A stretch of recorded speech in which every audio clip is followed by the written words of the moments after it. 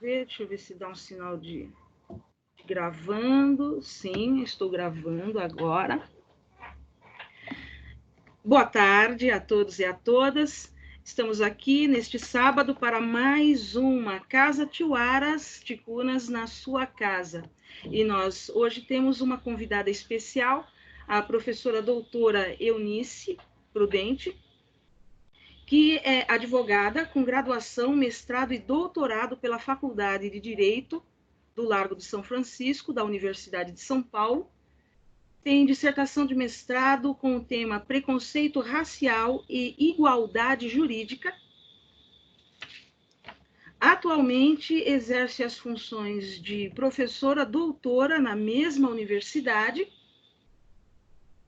Participa do programa de mestrado e doutorado em Direito do Estado e Direitos Humanos da mesma faculdade e é diretora técnica da Ouvidoria Geral do Estado de São Paulo. Nós estamos também aqui presente conosco a jovem chefe de cozinha em ascensão no cenário paulista, a Thaís Alves, que também é patrocinadora aqui da nossa casa, é uma apoiadora já com um bom tempo já, né, de apoio ao nosso trabalho. E sem mais delongas, nós vamos passar a palavra à doutora Eunice Prudente. Nós gostaríamos, assim, nós sempre gostaríamos, né? Mas aqui, como assim, é um trabalho bem aberto, né? Então, nós deixamos as pessoas à vontade também para levantar a mão e conversar e participar, né? Como se fosse uma roda de conversa pessoal, né? Presencial, né? Nós gostamos sempre de dizer que é como se estivéssemos na casa, né? Nas nossas casas, na nossa sala, né? Das nossas avós, nossas tias tomando um chazinho. O meu está aqui do lado. Então, nós vamos ficar bem à vontade, nós podemos conversar. Então, a nossa indicação é inicialmente 15 minutos de fala da convidada. Depois, nós podemos entrar para fazer alguns comentários, alguma participação, de mais ou menos também 15 minutos, e depois nós abrimos para a volta, né, da participante principal, fazendo os comentários sobre os questionamentos. Mas nós podemos ficar à vontade também para obedecer esta ordem ou não, mas de qualquer forma a palavra inicial é da doutora Eunice Prudente. Fique à vontade, doutora. Pois não, muito agradecida, amigas, tiwaras, ticunas, a casa Tiwaras Ticunas, obrigada por me receber, obrigada pela confiabilidade. Hoje vamos trocar ideias, então, sobre as contribuições da educação, principalmente a partir das contribuições, né, do pensador Paulo Freire. Mas a nossa pesquisa é no âmbito do direito, então é o direito à educação. Então, estamos focando aqui as mulheres negras dialogando com Paulo Freire, a importância da educação, da capacitação, como propõe o ONU Mulheres, para todos nós. Há uma profissional acompanhando, a Thaís acompanhando essa nossa fala. Então, tudo isto é muito importante. A nossa pesquisa na Faculdade de Direito, nosso projeto hoje é o Estado brasileiro e a diversidade no âmbito do direito, tendo em vista que estamos convivendo com uma Constituição que é inclusiva, não por acaso. É a primeira vez na história, lá nos idos de 88, que movimentos sociais uniram-se contra o governo ditatorial e propuseram esta Constituição. Então, ela é muito parecida conosco, ou como costumamos dizer, tem a nossa cara, quase, né? Não conquistamos tudo, todas as propostas, mas bastante inclusiva. Observem que ela se refere ou se apresenta, né, como a República Federativa do Brasil, um Estado democrático de direito. Olha, ora, né? Todos nós sabemos o que significa isto. Significa que o povo, o conjunto dos cidadãos, tem uma participação na organização da vida em sociedade, que vai ter como base regras, é o direito, mas que todos estejam participando, todos estejam informados. Será que isso está realmente acontecendo? Então, devemos nos lembrar que chegamos a essa sociedade política chamada Estado através de uma evolução histórica.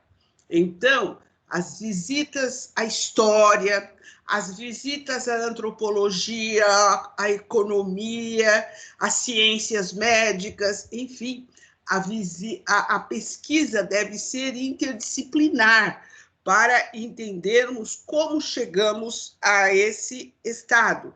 Digo isto também incitando, chamando a atenção de todos para que visitem essa evolução, né, que não aconteceu aí por acaso. Nesta nossa trajetória para chegarmos às mulheres negras, é do conhecimento de todos que todas, né, as mulheres negras estão na base aqui da sociedade. Quero dizer que essa sociedade, sob o ponto de vista social-econômico, tem uma figura, forma uma figura piramidal. Na base desta pirâmide estão as famílias trabalhadoras, estão, infelizmente, muitas famílias em estado de miserabilidade, mas é aí que estão os negros, aí estamos nós, as mulheres negras. Como é que a gente sabe disso? A política de dados abertos, que não está perfeita no Brasil, mas já em andamento. Então, visitem dados do IBGE, dados do Instituto de Pesquisa Econômica Aplicada, né, o IPEA, dados da sociedade civil organizada, né, Fórum Nacional de Segurança Pública, Transparência Brasil, Transparência Internacional, artigo 19. Bom, são várias as instituições, também da sociedade civil, que trabalham com dados e mostram uma realidade. Brasil, 54% dos seus cidadãos, cidadãs, do povo, é negro, preto pardo, segundo o IBGE. E é o IPEA que diz que uma linha de cor acompanha a desigualdade social. Nós estamos entre os trabalhadores. Vamos encontrar alguns negros que não sejam, ou algumas mulheres negras, que não estejam na situação de trabalhadoras? Mas receberão da sociedade o mesmo tratamento que é, né, conferido, que é destinado a todo e qualquer cidadão negro nesta sociedade. Vimos recentemente um doutor, uma pessoa preparada, que quase foi ministro da Educação, mas veja como ele foi tratado. Vejam que uma certa universidade brasileira, nossa, praticamente disse ao público, não o conhecemos. Aí vem o alunado e diz, não, conhece sim, porque foi meu professor e foi importante e recebeu homenagem. Pois é. Então, veja que o tratamento vai ser, né, aí conferido. Então, estamos todos na base aí desta sociedade. Não podemos deixar de visitar o período da escravização. Não é escravidão, porque a escravidão é um instituto do mundo antigo, onde não visualizava exatamente o racismo, e nós vamos encontrar várias providências do direito no sentido de incluir o filho da escrava, que era filho também do seu senhor, por exemplo. E, com muitas aspas, a mulatada brasileira em que situação permaneceu e permanece no Brasil. Então, está aí a história para ir nos apontando aí muitas situações graves. Também atentem para o desenvolvimento do sistema socioeconômico adotado nesta república, o capitalismo. Ele também tem uma evolução histórica. E há uma fase dele, ainda mercantil, onde se escravizou pessoas para conseguir as matérias-primas, as riquezas necessárias para outra fase da industrialização. Nesse momento histórico da escravização, estamos nós, né, os afrodescendentes. Então, povos africanos, ameríndios foram aqui escravizados aqui na América. Isso traz um resultado. Para esse contingente escravizado, com certeza, né? É visível isto entre nós. E vamos analisar aqui, mas observem que e o escravizador? Com que cultura ficou? Que cultura tinha? Se o Saci Pererê, que está na nossa cultura, expressa uma criança mutilada, uma criança preta mutilada, né? Qual era o tratamento conferido a uma criança escravizada? Os espancamentos, estupros, etc. Isso está aí já na história. Então, é preciso analisar como fase grave do processo mesmo do capitalismo para chamarmos a atenção, não individualmente as pessoas que a todo momento estão dizendo, mas eu nunca escravizei ninguém. Não é? Com certeza, a gente até espera que sim, porque na atualidade há ainda gente escravizada, por esse Brasil afora sabemos disso. Mas, né, não é esse o ponto de vista. O que estamos chamando é um processo histórico que os governos precisam estar nele para promover agora correções e inclusões, né?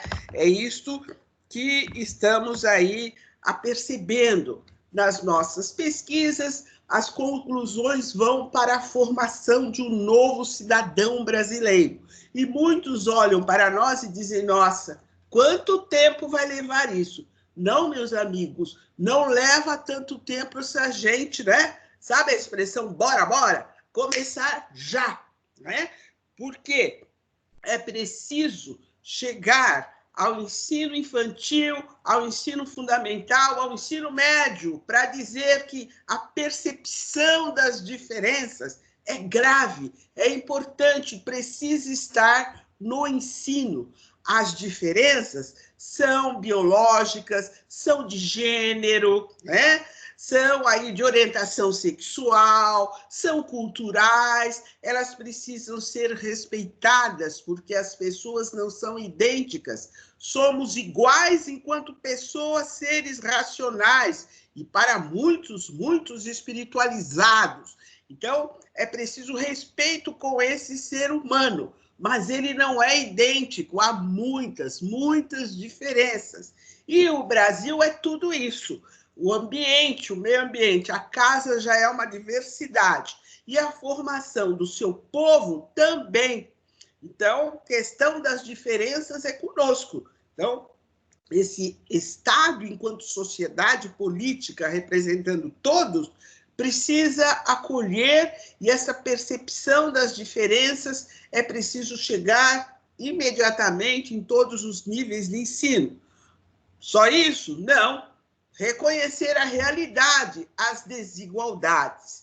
Essas são pensadas, são racionais, onde uns se colocam sobre outros e, num certo momento, escravizam, num outro momento, discriminam. Então, essas precisam ser ceifadas. Como?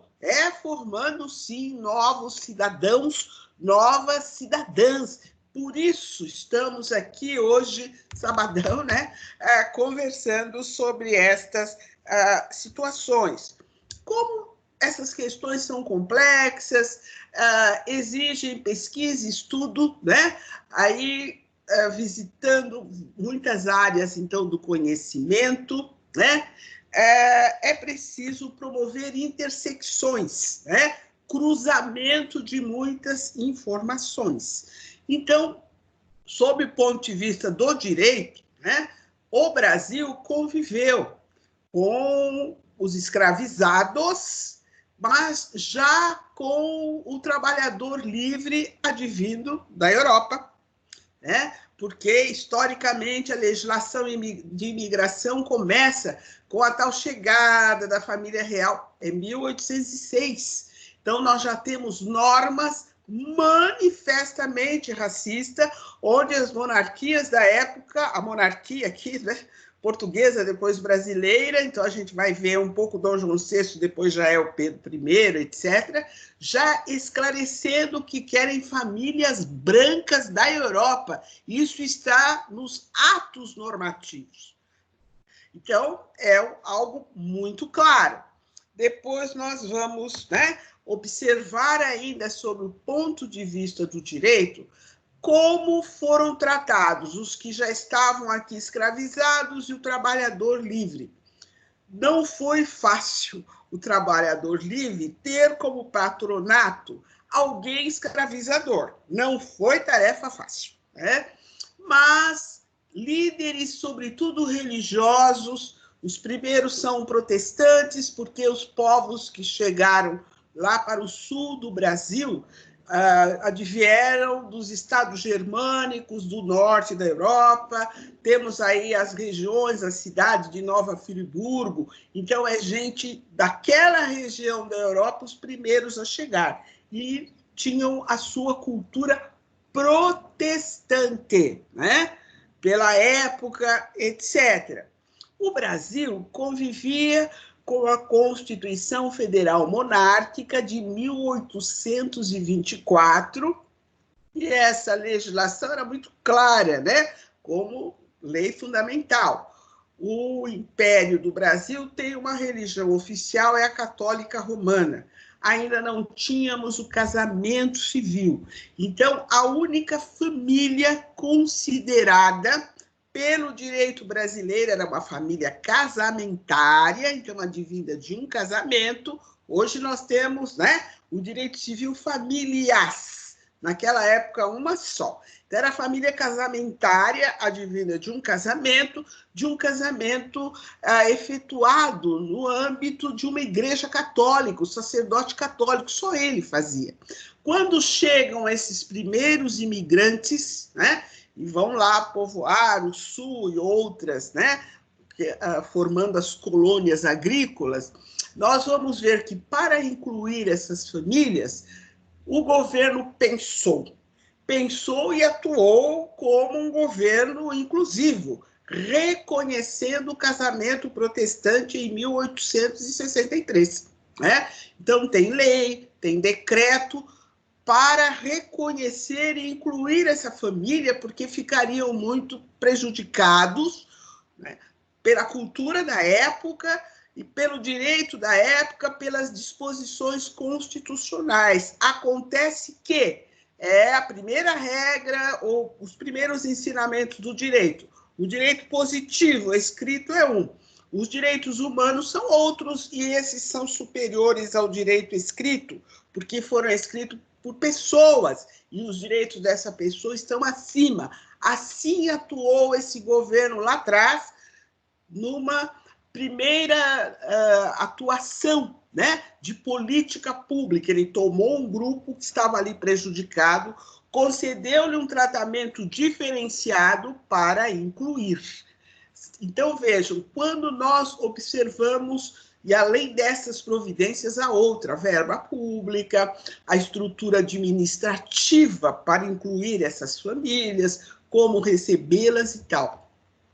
Não foi assim 10, né? Sabemos disso, dos sofrimentos do povo brasileiro que já advém desses tempos.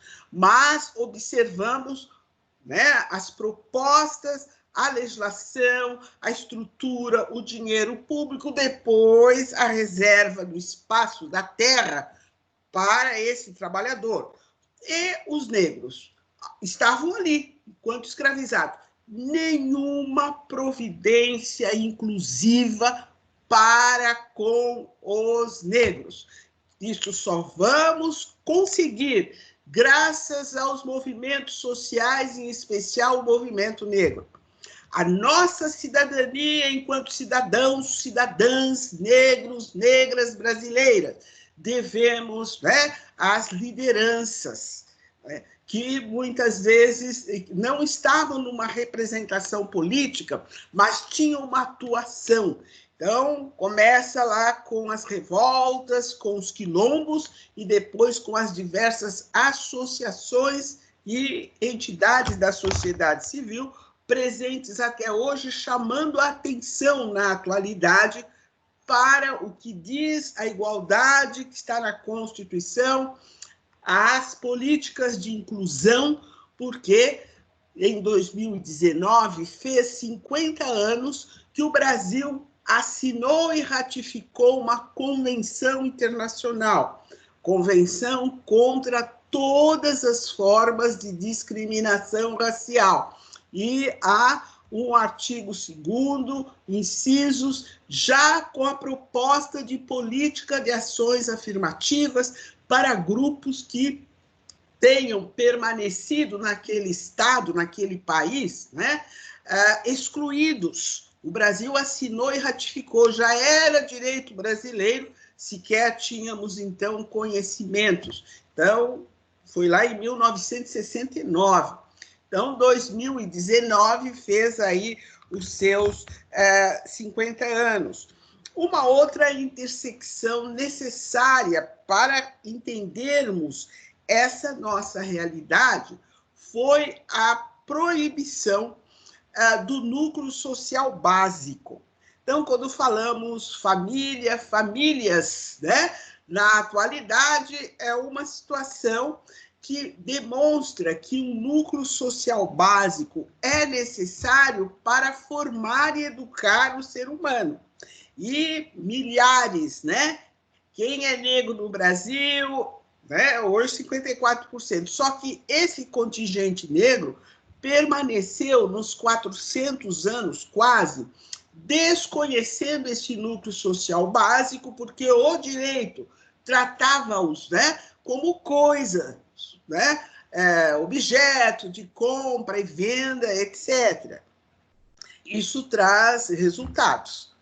Para os escravizados, visível e com certeza. E para quem permaneceu na posição de escravizador, será que não houve uma banalização, né, da violência na formação deste povo brasileiro? Uma outra legislação que observamos, né, quando mergulhamos no direito, fazendo lá, promovendo as pesquisas, o meretrício. Hoje, né, temos até já o reconhecimento como profissão, mas não foi o caso nesses séculos todos, né, não foi esta a situação do meretrício. Pois bem, é crime, foi e é crime, né, auferir lucro, obter lucro, né, com o meretrício. É um crime específico, está no Código Penal. O nosso primeiro Código Penal, de 1830, não traz esse crime. E aí a gente fica pesquisando, falando, mas é tão grave esta situação, até hoje é grave entre nós, né? E por que não era crime? Não era crime porque as famílias proprietárias ganhavam dinheiro utilizando as suas escravas no meretrício, né? Então, estas situações são graves, mostram que a escravização foi racista, não era só que se utilizou do trabalho escravo, considerava aquele ser não como um ser humano, né? Por todas essas promoções, e o direito ali facilitando tudo, né?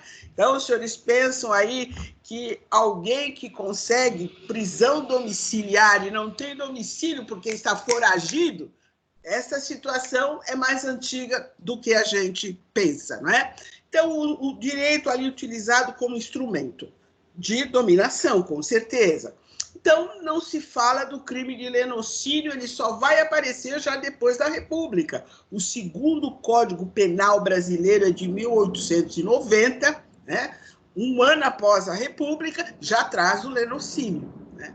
Mas, né, Evaristo de Moraes, na obra Escravidão no Brasil, Evaristo de Moraes, numa outra obra, né, sobre a emancipação e tal, ele traz documentos na época com o nome dessas famílias que utilizavam as escravas no meretrício, e as polícias da época já chamavam a atenção, porque, não sendo cidadãos, o escravizado tinha um bilhete que dizia quem era o seu escravizador, com aspas, o seu dono.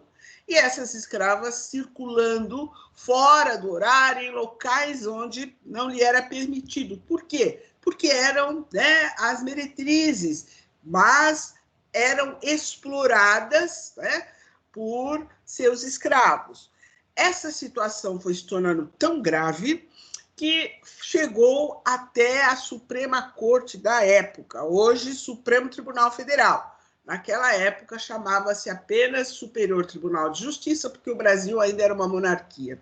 Então, quando chega tudo lá, né, o que fizeram os ministros, então, né? Foram à Constituição, essa de 1824, que ficou em vigor até 1889, foram a ela, e lá o artigo 173 garante um direito absoluto ao proprietário sobre seus bens. Analisando sobre essa via, o que é que dizem para nós? O que disse para nós a Suprema Corte da época? Não, o proprietário tem liberdade para fazer livre uso dos seus objetos, e etc, etc, etc. As conclusões do Evaristo de Moraes, nem vou dizer aqui, porque os senhores vão consultar e vão ver o que ele disse a respeito dessa corte. Situações, então, como essa e outras, as famílias adquirindo uma cria. O que era uma cria? A criança escravizada. Adquirindo uma cria para formar o patrimônio dos seus filhos, ainda crianças. Só que essas crianças conviveram juntas para brincar? Não. A criança escravizada era brinquedo da outra. Agora, imaginem como fica esse ser que é, desde criança, utilizado como brinquedo.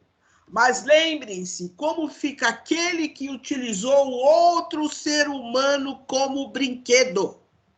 Então, esse processo de escravização precisa, sim, ser estudado, analisado de maneira percussiente e muito séria. Não é demonização, não é vingança. História é ciência, é verdade, para que a gente possa planejar, reconstruir o futuro aqui desta nação. Mas observem, senhores, que a nossa conclusão diante do quadro de desigualdade social que se apresenta no Brasil e de um racismo que tomou a feição de estrutural, de estar nas estruturas, é muito grave. Então, vamos realmente começar, precisamos, pela educação, pela informação, pelo conhecimento, por um diálogo bem aberto sobre todos os acontecimentos e tiramos conclusões. E aí vamos à pedagogia, à educação. Quem é que está pensando a educação nesse nível?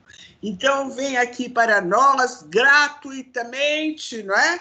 Porque é internacionalmente respeitado e considerada a pedagogia como proposta pelo brasileiro Paulo Régulus Noves Freire, o Paulo Freire, educador, filósofo brasileiro, um dos pensadores mais importantes da pedagogia mundial, nosso. Ele tem as propostas de formação via educação de um ser autônomo e independente. Isso está faltando para a população negra? Não, para toda a população brasileira, né, que precisa ir lá na sua autoestima, e isso só vamos conseguir buscando formar uma pessoa independente, que saiba tomar decisões e que arque com as consequências dos seus atos. Observem, né, o racismo, o sexismo ainda presente entre nós. Há uma pensadora feminista, Marilyn Frey. A Marilyn Frey traz para nós uma figura, ela cria, né, assim, para nós uma figura para entendermos o sexismo, porque ela é feminista, é norte-americana, então ela está voltada para a mulher, mas acho que é cabível sim para essa nossa realidade, onde a mulher é discriminada enquanto mulher, mas o negro, a negra também. Então, o que a Marilyn Frey traz para nós nessa figura que ela cria para se entender o que é, né, uma discriminação estrutural? Nós temos as contribuições muito respeitáveis, né, já aqui de juristas brasileiros sobre o racismo estrutural. Mas trazendo agora a imagem da Marilyn Frey, ela imagina uma gaiola, onde todos estão presos. Os pássaros são de diversos tamanhos, de diversas cores, de diversas formas, né? São pássaros. Estão todos tentando sair. Então, ela lembra que não adianta simplificar, dizer, mas por que esses pássaros não se libertam? Aí lembrando de nós mesmos, onde é que está proibido o negro de entrar, de estar, de ir e vir, etc.? Onde é que está dizendo não dou emprego para negros? Não está escrito. Quem é que está se posicionando dessa forma? Onde está tudo isso? A Marilyn Frey, lá lembrando das mulheres, diz que isso lá também não existe. Só que, né, para a libertação dos pássaros é preciso uma união de todos. Não basta olhar só um lado ou outro da gaiola, não basta olhar, né, filigramas, né, não basta olhar ali as redes, né, que fecham como é fechada a gaiola. É preciso uma visão macroscópica de toda a gaiola, é a visão política, que vai exigir a presença de todos ali olhando, né, para ver as saídas que essa república tem, né, para libertar todos os seus pássaros e construir um estado de justiça como está previsto na Constituição, né? Ela diz que é preciso. Por quê? Porque a questão é estrutural. Então, a forma como foi construída a gaiola é racional. Aquilo foi pensado, é forte. Então, vai exigir de todos racionalidade, tempo é verdade, união de todos e ações inteligentes, as lideranças fundamentais, como em todo e qualquer processo, né? Para libertar todos os pássaros aí da gaiola, né? Então, racismo aí estrutural. E é também, né, doutor? Pois não. Por favor, porque eu não estou me lembrando o nome do nosso jurista brasileiro que escreveu a obra Racismo Estrutural, Silvio Almeida. Professor doutor Silvio Almeida. Racismo estrutural. Pois não. Continue. É preciso que todos também visitem o Silvio Almeida. É preciso que todos visitem Djamila Ribeiro, né? Lugar de fala. É preciso também... Eu ia comentar... Peraí, a senhora me passou a palavra? Tá. É que eu estou ouvindo um eco. Eu estou ouvindo um eco aqui. Não sei se vocês estão ouvindo também. Sim. Não, e principalmente também nós temos que educar os pássaros que estão na gaiola para que eles entendam que podem, né, realizar a revolução, que eles podem ir e vir, que eles têm condições de fazer. Só um minutinho, está caindo aqui a meu... Perfeito.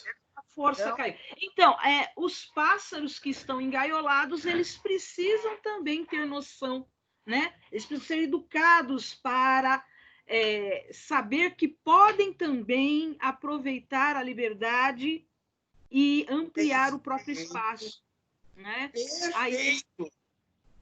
E lembro hoje professora doutora Isis, né, Conceição, que levou, né, todo o entendimento histórico e a importância das interseccionalidades para a Faculdade de Direito da USP com os seus trabalhos, sua dissertação de mestrado e sua tese de doutorado.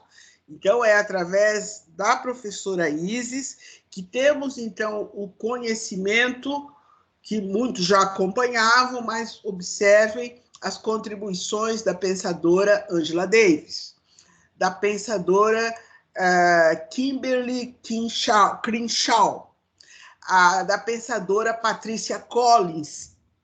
Depois vem as nossas, né? Então, a nossa instituidora do GLE10, né? A Sueli. Peço aí ajuda para a gente ver os nomes aqui corretos, né?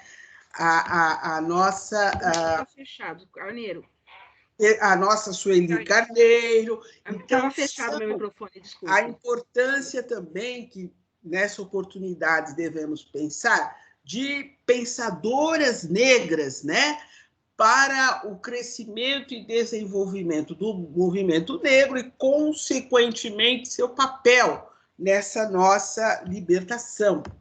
Mas, voltando à importância da educação, é Paulo Freire que lembra que, através da educação, se garante desenvolvimento aí saudável, buscando valorizar a estimulação do desenvolvimento cognitivo, das habilidades sociais, a capacidade de interagir com outras pessoas, reconhecendo e respeitando as diferenças, a questão da inteligência, né, emocional, desse ser que precisa lidar com frustrações. E é isso que nós, mães negras brasileiras, fazemos em todo momento, quando a nossa criança chega maculada, chorosa, ofendida, é da escola, é da universidade, é depois do próprio mercado de trabalho, porque foi constrangida, porque foi discriminada, porque foi chamada de macaco, porque foi chamada de macaca, portanto, animalizada. É nós que vamos receber e lidar com essas frustrações para, não é, educar e formar os nossos filhos. É isso que nós diuturnamente fazemos. E o que nós, né, vamos ali transferindo para ele, e é como Paulo Freire ensina, né, a educação. É saber lidar com as frustrações, porque eu não vou me utilizando dos mesmos procedimentos, das mesmas ações violentas. Eu vou ao professor, ao diretor, eu vou aos pais, eu vou ao direito, e o movimento negro, desde que surgiu, né, nesta república, porque houve um momento quilombola, mas a partir dessa república sempre buscou saber, mas e o direito? O que diz? O que está na Constituição? Tem lei? Não tem lei? É a busca, né, do direito de uma forma pacífica para os atos que são muito violentos de discriminação racial. Isso cabe a todos nós, educadores, passarmos para os nossos filhos, adolescentes e jovens, né, desde, né, aí a tenra idade. Então, Paulo Freire, que traz a educação como uma prática de liberdade, que ensina o aluno a partir das experiências, porque esta é a proposta do Paulo Freire. Ele penetra, o educador penetra no mundo do aluno e, através das suas experiências, promove o ensinamento, desenvolve a educação. Então, um diálogo de Paulo Freire significa conhecer a pedagogia do oprimido, né? Que é a obra dele que faz uma demonstração de toda esta realidade, a pedagogia da autonomia, quando Paulo Freire diz que se quer educar é justamente formar um ser independente, o que muitas vezes não se pretende nessa sociedade. É o ser que pensa, que critica e toma uma posição. O que a professora Sandra Santos acabou de dizer. Na gaiola tem que passar muitas informações aos engaiolados que somos aí todos nós, né? Então, Sérgio Haddad... Ainda. As escolas estão despreparadas ainda, infelizmente. Então, pois não. Deixa eu te dar a palavra aí um pouco. Não, desculpe, o meu comentário é: as escolas, infelizmente, estão muito despreparadas, não é? São poucos os professores, os educadores e educadoras que ainda tomam para si este papel, porque é um papel da educação, como a senhora mesmo disse, mas pouquíssimos se veem engajados nesse papel, se veem como agentes, né, dessa transformação, né? E é uma situação que nós pretendemos, aliás, trabalhando com formação, como a senhora sabe que nós trabalhamos já desde, no mínimo, 2003, com a lei, né, com a promulgação da Lei 10.639, e depois com todo esse esfacelamento por qual ela passou neste governo mais recente.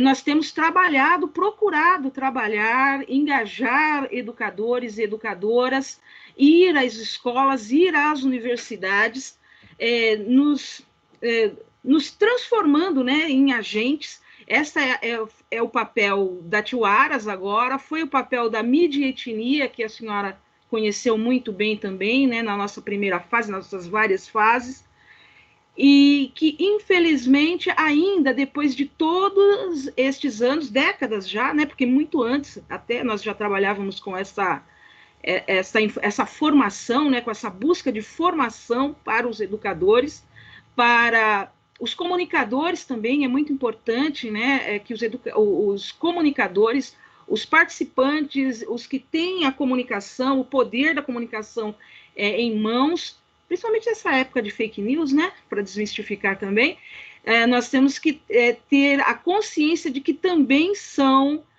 devem estar, ou deveriam estar, na linha de frente dessa educação, né, dessa tomada de consciência.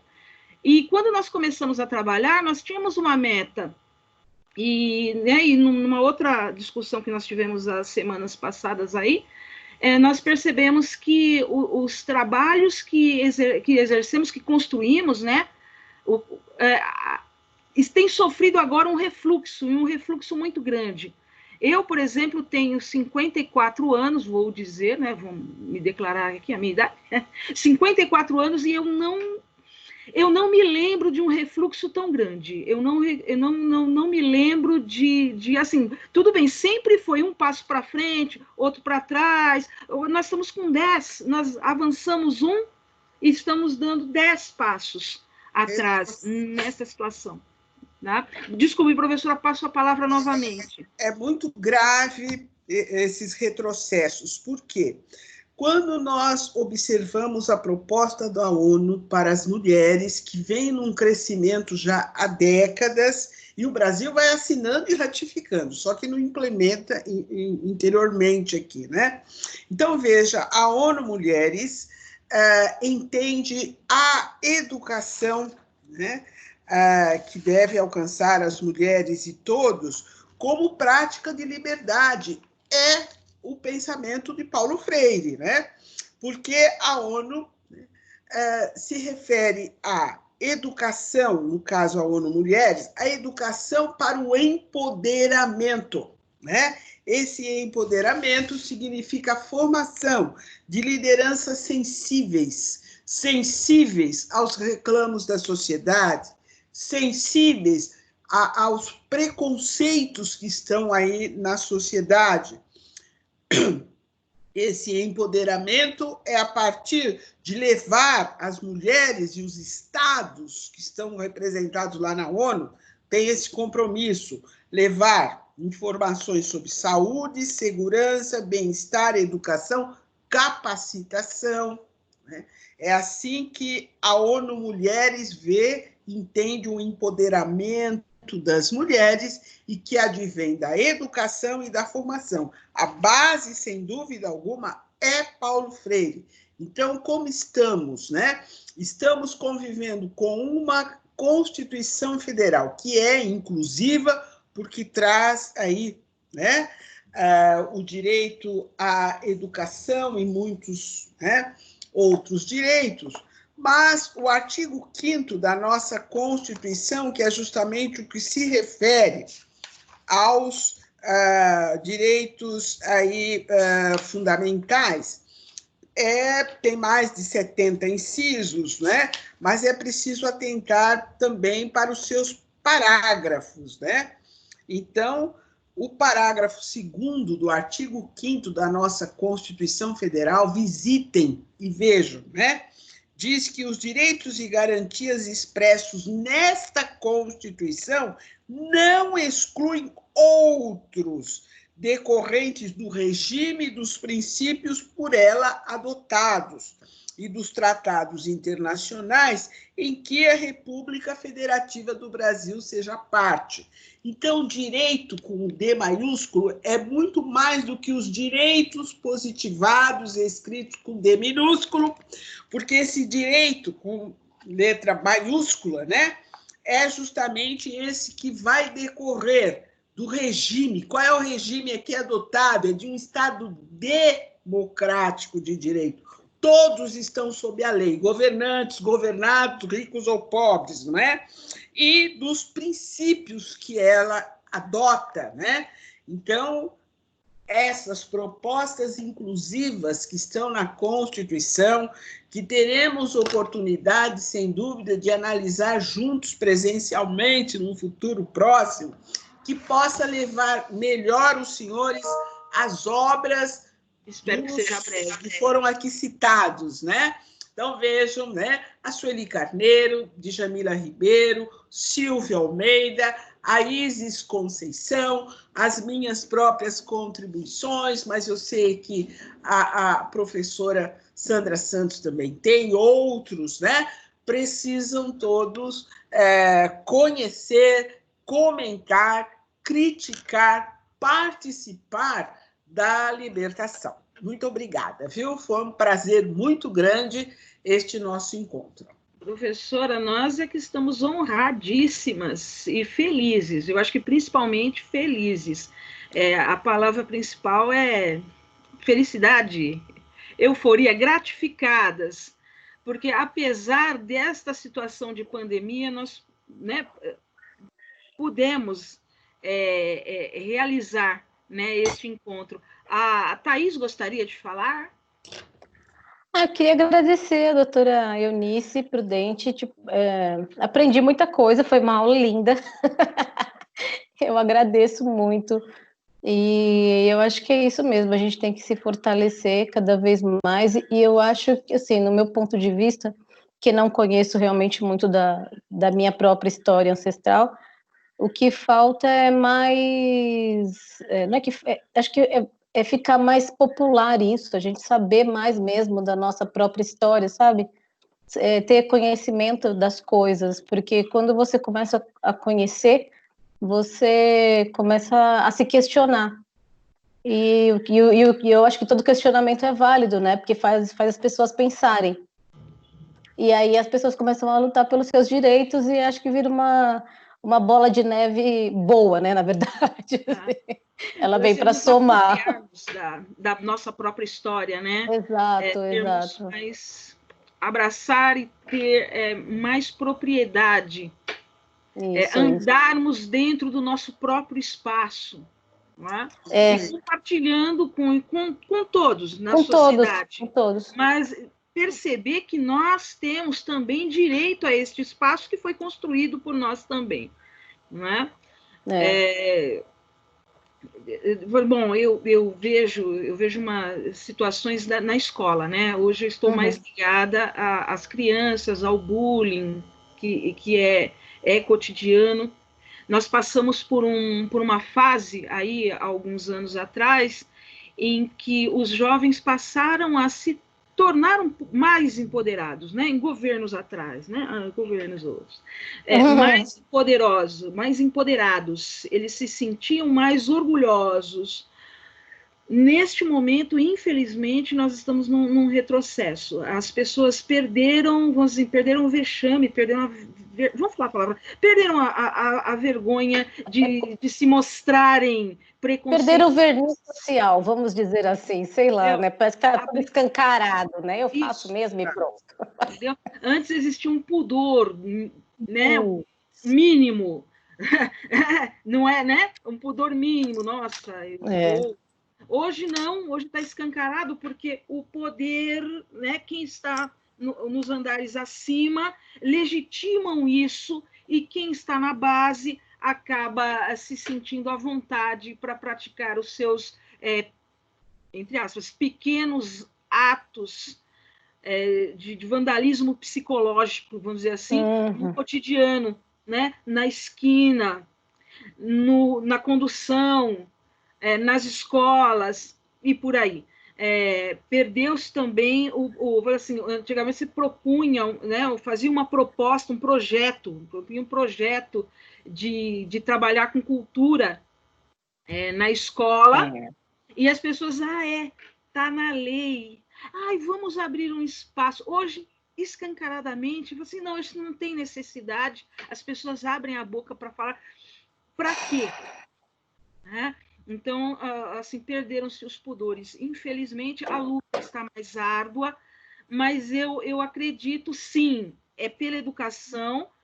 O Paulo Freire é um bom exemplo e direcionamento. E assim, e por que esta gestão, vamos dizer assim, essa gestão brasileira, né? Que os que estão aí no poder neste momento têm tanta birra com os pesquisadores, os estudiosos, porque eles têm essa ojeriza, né? Este bloqueio contra. Vamos pensar, é óbvio, né? Eles não querem pensar. Sim, vamos pensar. Por quê? Porque é o medo do conhecimento, é a consciência de que, né, eles pularam etapas, provavelmente não passaram pelas fases de escolarização vamos assim, normais e grandes, né, vamos dizer assim, e conscientes, não conheceram a importância da construção de um país melhor e igual. Ou sabem que, estudando estes grandes, há a possibilidade daquilo que eles não querem, que é efetivamente a construção desta igualdade. Né?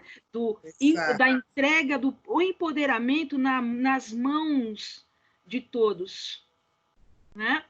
O que assim, a conscientização, o que pode fazer a conscientização por nós e para eles e contra eles é o medo da perda do poder. É o medo. Medo de ser pensante. Então, vamos formar ou deformar pessoas, né? Porque a perda perda, porque aí eu não tenho um dominado, eu tenho uma pessoa que vai discutir comigo, que vai dialogar de igual para igual. Sim. Né?